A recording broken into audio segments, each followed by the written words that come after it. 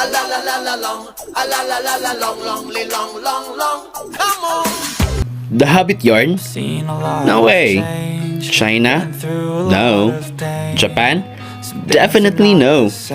Thailand? Hindi po. Korea? Mas lalo pong hindi. Location? Concepcion, Dumalag, Capiz. Your newest Instagrammable tourist spot. Let's go to Instaland. No need to spend money mga langga, because Instaland already brought your dream destination closer to you. A 10 to 15 minute drive from Dumalag Town Proper. Along the road lang po, so hindi ka talaga maliligaw.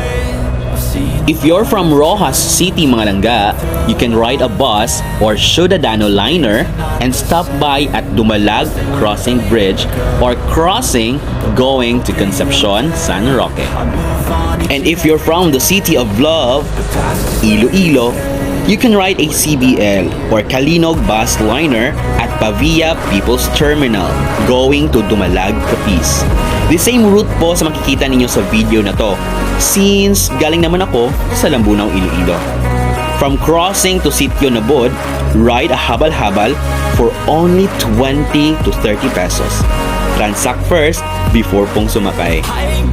Huwag na huwag niyo pong kakalimutang isama si Mang Tanong. Always remember, there's no harm in asking.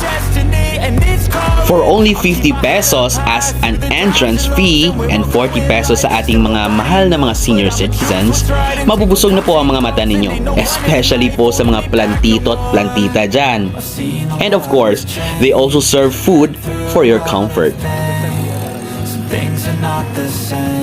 Don't forget to bring your water or energy drink to keep yourself hydrated. Kasi talagang mapapagod kayo sa kaka-selfie nyo dito.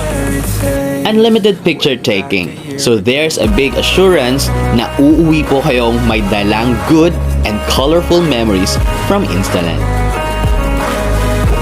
Hindi po ako bayad ha to promote their business. I just want to share this to you. Dahil gusto kong maranasan nyo ang na-experience ko dito.